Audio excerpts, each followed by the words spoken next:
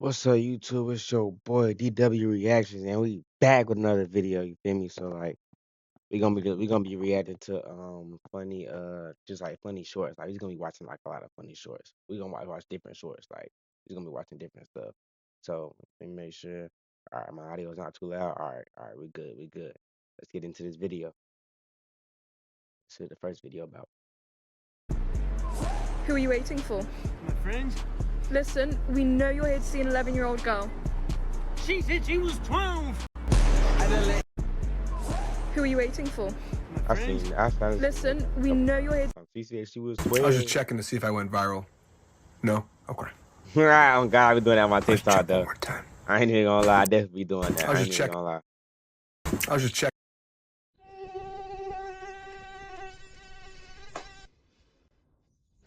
We gonna watch funny anime shorts because I don't know what that was. We gonna watch funny anime shorts.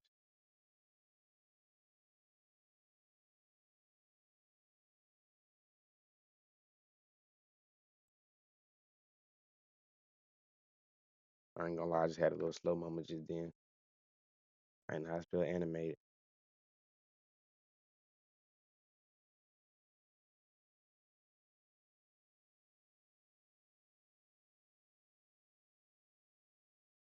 These are all a little lame though.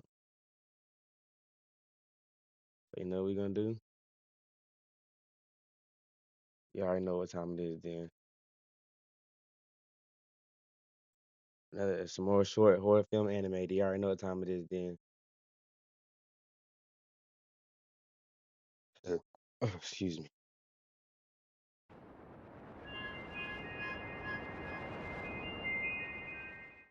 I never thought in my life Phoenix would turn into this twisted mess. But looking back, it all started with the heat. The relentless Arizona sun that baked everything into submission. My name's Julia, and I ran this little hole-in-the-wall restaurant called La Why they Fiesta always on got the the edge of dude downtown. talking for the It was girl? nothing fancy. Red checker tablecloths, sizzling fajitas, and margaritas strong enough to make you forget the bills piling up. I poured my soul into that place after Carlos and I got married 10 years ago. He was charming back then, with that sly smile and promises of a better life. But marriage changes people. Or maybe it just reveals who they really are. Carlos wasn't the type to hold down a steady job. He dabbled in side hustles, as he called them. At first it was harmless, flipping used cars or hawking gadgets at flea markets. But somewhere along the line, it turned darker. He'd source these knockoff luxury bags and watches from shady suppliers in LA, then slap on fake labels and sell them as authentic deals to our neighbors. Pop-up markets and parking lots, Craigslist He listings, said to the even neighbors? Facebook Oh yeah, he Marketplace under his wildin'. brother Miguel's name to keep That the heat man off him. bold. He Miguel said he lived in don't Mexico care. and He said didn't he's give a scamming the damn. neighbors. Carlos paid him a cut to stay quiet. People would bite. Desperate housewives wanting a real Louis Vuitton for half price. Guys impressing dates with Rolex watches that ticked like bombs. When the fakes fell apart, buyers were left holding worthless crap, too embarrassed to complain or with no way to track him down. Carlos was smart like that. He never got caught. "It's just business, mi amor," he'd say, kissing my neck while counting stacks of cash in our kitchen. I turned a blind eye because, hell, it kept the lights on at La Fiesta. Then there was Kevin. God, Kevin. He started coming in about 2 years ago, always alone, nursing a beer at the bar while stealing glances at me. He was in his late 30s, divorced, worked as some IT guy for a local firm. He wasn't bad looking, tall, with that boyish grin, but way too earnest for his own good. He'd chat me up about the menu, the weather, anything to linger. "Julia, these enchiladas are killer. You must have a secret ingredient," he'd say, his eyes lingering a beat too long.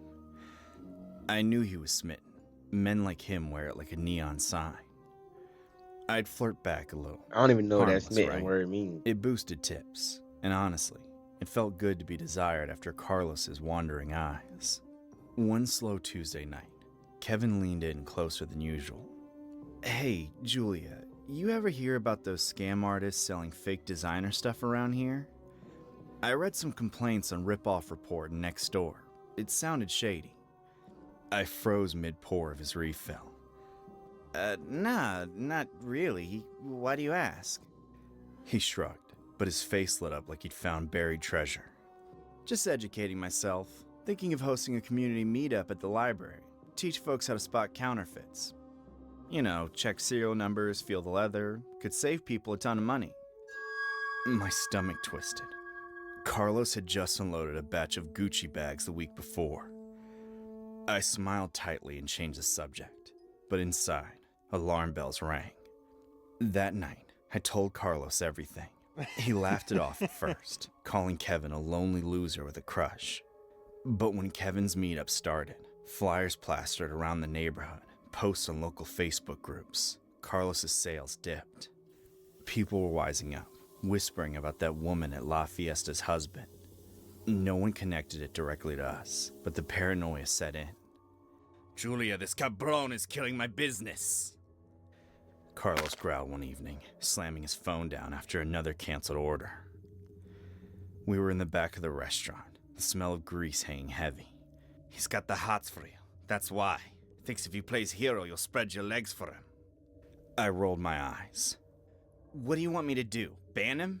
Carlos's eyes darkened, that possessive fire igniting. No, we turn it around. You cry harassment and say he's been grabbing you, whispering dirty shit.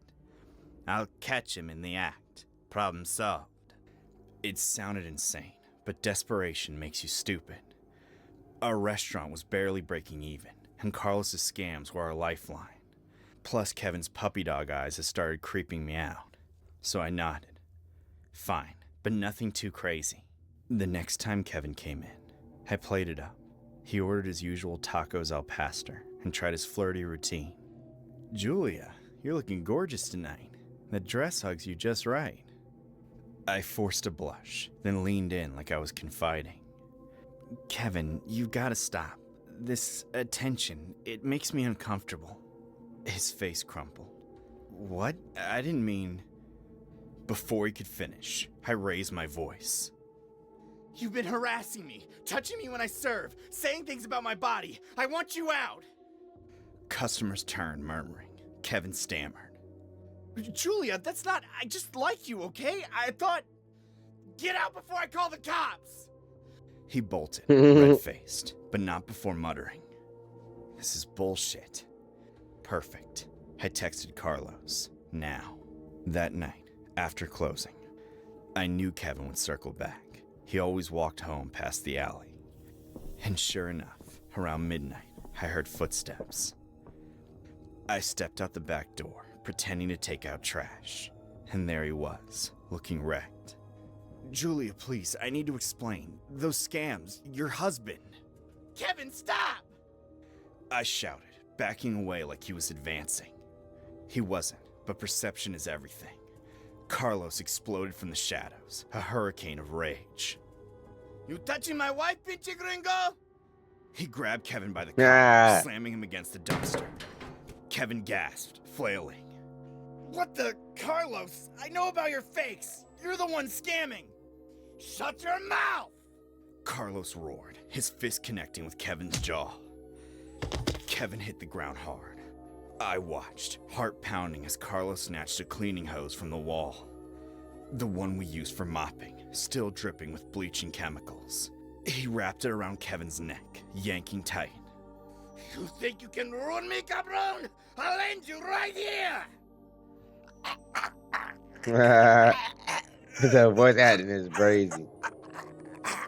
And then she just watching. He ain't die yet? The acrid smell of chemicals burned my nose as he gurgled, face turning purple. Please, Julia, help me! I froze. This wasn't the plan. We were just supposed to scare him, rough him up. But Carlos was lost in his fury, veins popping, grunting like an animal. Die, you piece of shit! No one fucks with my family! Ugh. Kevin's legs kicked wildly, urine soaking his pants in terror. I snapped out of it. Carlos, stop! You're gonna kill him! He hesitated, just long enough for Kevin to twist free, gasping, retching on the pavement. He scrambled up, hose marks raw on his neck, and bolted into the night, screaming hoarsely. "You're both crazy! I'll tell everyone!" But he didn't. Maybe fear silenced him, or shame. We waited for cops, but none came. Kevin vanished, quit his job, moved out of state. From what I heard through the grapevine, whispers died down. I heard it was forgot good all through the about his grapevine. moves. I heard that shit Life got a went on. grapevine. I just Carlos think that we ramped need up to his waste time. scams, bolder now, using new aliases. I kept slinging plates at La Fiesta, smiling through the exhaustion. Part of me regretted it, the violence, the lies. But in this world, you protect your own. Us women in Phoenix, we learned that early. I gotta get my hoodie, Survive man. the It's heat, cold in here. the hustles, the men who drag you down or lift you It up. got cold. Carlos and I, we're survivors. And as I locked up the restaurant that final night, counting another stack of dirty money, I knew we'd keep going. No fairy tales here, just real life. Raw, unrelenting.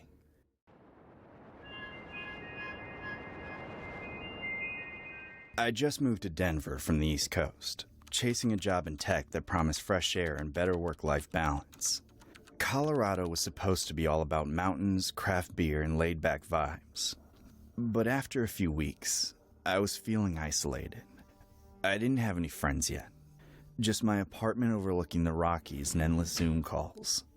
So, like any guy in his late 20s, I downloaded a dating app. I swiped right on a few profiles, nothing serious. Then there was Emily.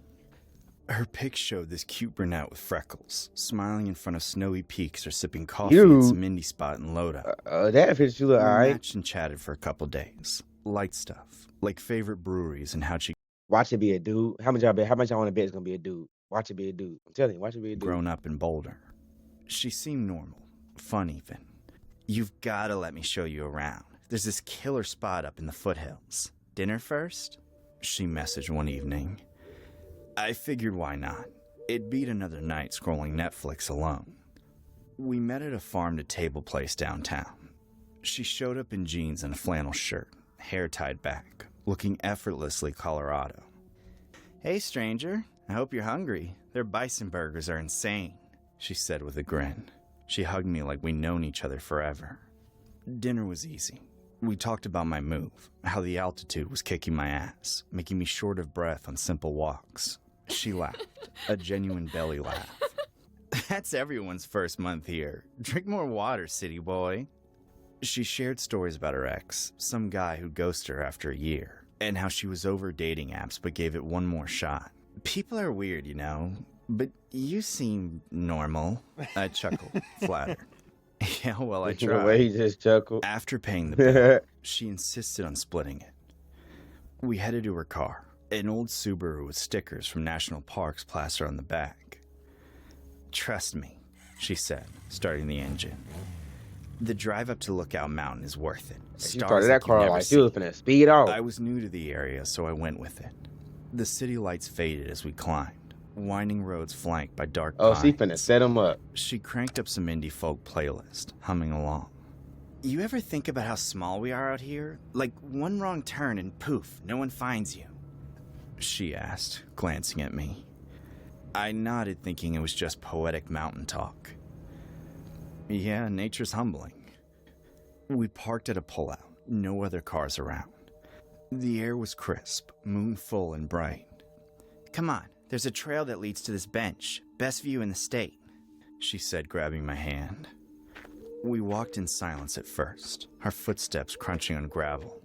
The path opened to a clearing, and sure enough, there was this weathered wooden bench overlooking a valley. No streetlights, just moonlight casting everything in silver. We sat, shoulders touching. It felt romantic, like something out of a rom-com. Would y'all This is a would y'all go to would y'all go somewhere with a girl y'all just met like in the woods or where they just met and now they just met and they in the woods. Like I ain't trusting that. I'd be scared to even go to a girl house. I'll rip a house, and that's a house. This man, went with her to the freaking woods by himself. Yeah, nah, you tripping. Amazing. Thanks for bringing And he me met her off a here, date now. Just I make it even worse. whispered. She leaned back, staring at the sky. You know what I like about places like this? The Oh, yeah, like, isolation. bruh. No one around to hear you scream. I turned, expecting a joke. But her face was serious for a beat before she smiled. Kidding. Sort of. We talked more about work, dreams. Then she shifted topics. You ever listen to true crime stuff, like serial killers? I shrugged. A little bit. Yes, on runs sometimes. Her eyes lit up. Oh man, I'm obsessed. Ted Bundy, right? He was from around here-ish, charmed his way into women's lives, then bam! She snapped her fingers. What do you think makes someone snap like that? I paused for a minute, unsure. I don't know, trauma, wiring in the brain? She nodded slowly. Maybe.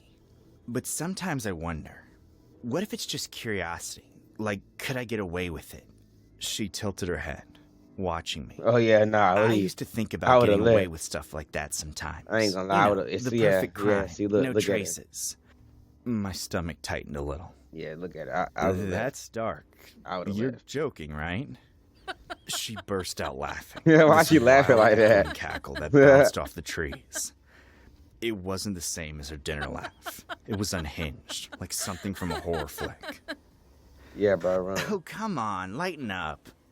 Everyone has those thoughts, don't you? Not really. I'm more of a live and let live guy, I admitted, forcing a smile. She grabbed my arm suddenly, her grip firm. You're cute when you're nervous. The fabric was rough, but I could feel the warmth underneath. Feel that? Smooth, right? Emily, I started, but she shushed me. Shh. Imagine this. Pale skin glowed in the moonlight. I want you to carve your initials here with a knife. Like, mark me. Forever. I froze. What? You're kidding. Her eyes locked on mine. Intense. No, I'm dead serious. It'd be hot. Pain and pleasure, you know? Come on, you've got a pocket knife or something? I mean, no. My heart pounded. This wasn't flirty. It was f***ed up. But she reached into her boot and pulled out a small switchblade. Then flicked it open with a click. Here, I'll help. Emily, stop. This isn't funny. She pressed the blade to her skin, right above her knee. Watch. And she did it.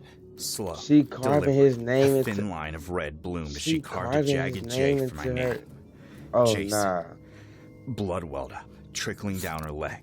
She winced but smiled through it, biting her lip. Your turn. Add the A and S. Bile rose in my throat. The metallic scent hit me mixed with pine. I gagged, almost puking right there. Bro, I ain't run yet. What the? You're insane. I yanked my hand away, standing up. She laughed again, that maniacal sound. Oh, baby, don't be scared. It's nothing. Come back. I bolted, just ran down the trail, branches whipping my face. My phone flashlight bounced wildly as I sprinted to the road. No signal up there. I kept going downhill toward civilization. After what felt like miles, lights appeared, a gas station at the base. I burst in, panting. The clerk, an older guy, looked up from his magazine. You okay, son? No, I need to call the cops, or a cab, something. I gasped.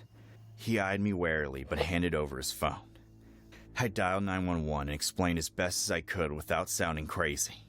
My date, she's crazy. She cut herself, then asked me to do it. She's up in the mountains. Help, please. The dispatcher was calm. Stay put. We'll send someone. Cops arrived 20 minutes later. I told them everything.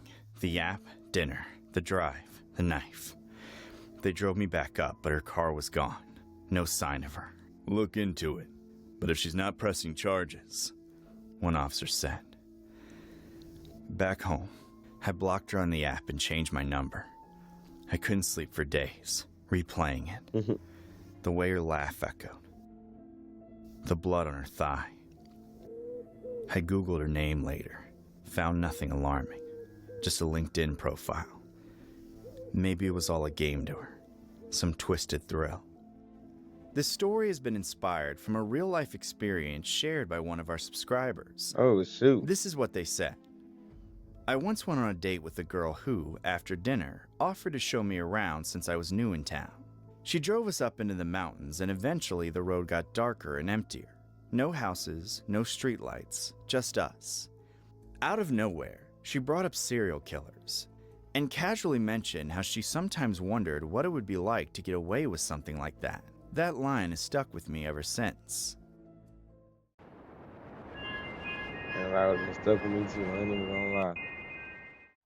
I never thought I'd end But up back in my mom. I'm gonna end this video right here, y'all. It's 20 minutes, so I'm gonna just go ahead and end this one. I come out with another one tomorrow. Um, so I just see y'all tomorrow. Bye, YouTube. Peace.